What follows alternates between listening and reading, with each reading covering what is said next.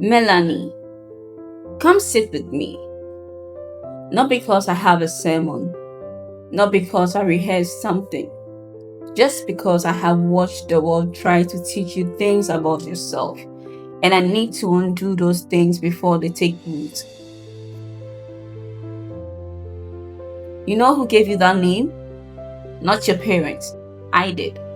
Before your parents' parents were born, I was already calling you Melanie. It means dark. It means pigment. It means the first shade that the sun ever loved enough to stay on. You come from Alkebulan, the name they buried under Africa.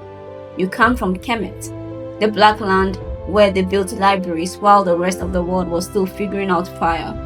You come from the Great Rift Valley, the cradle of all humanity.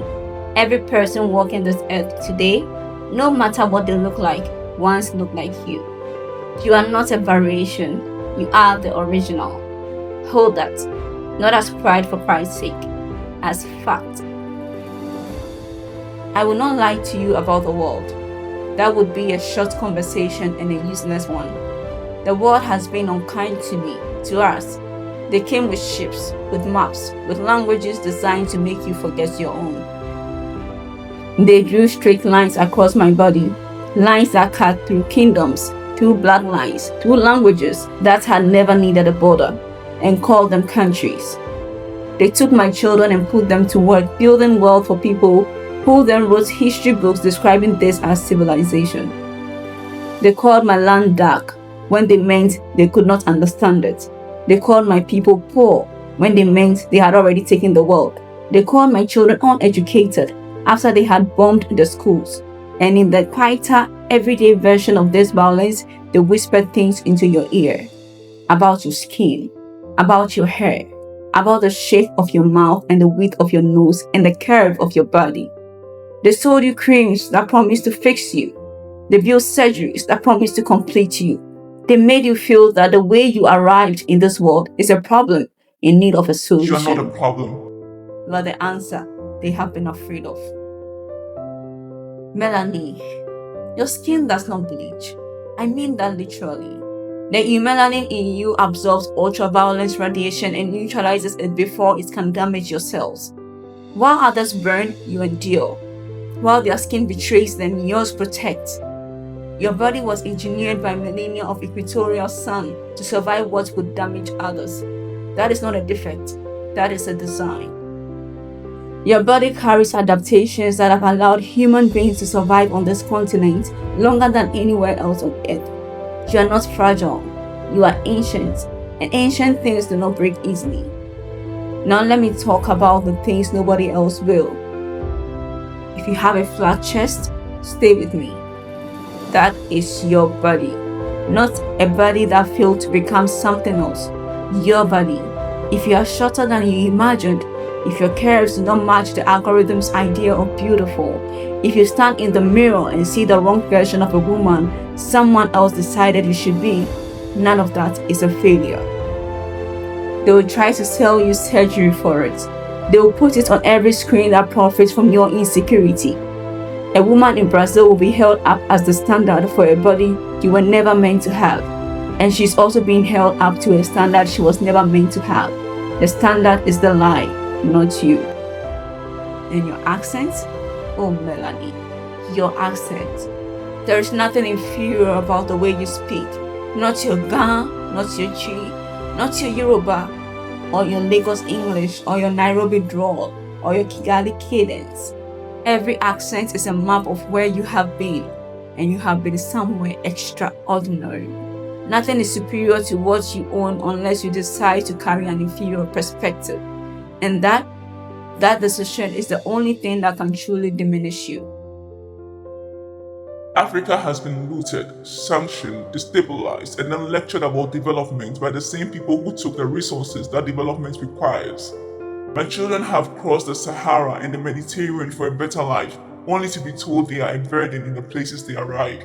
My children have won Nobel Prizes, built world-changing companies, led revolutions in medicine, technology, fashion, and sound, and still had to fight for a seat at a table that was theirs by right. The Congo was hollowed out for rubber before it was hollowed out for coltan. Ghana gave the world gold before the world gave Ghana debt.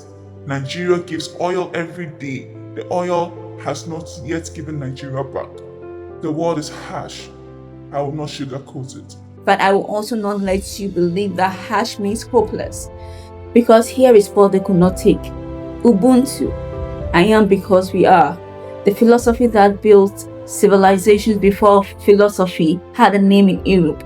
The knowledge that your neighbor's hunger is your problem because you are not truly full until they are fed.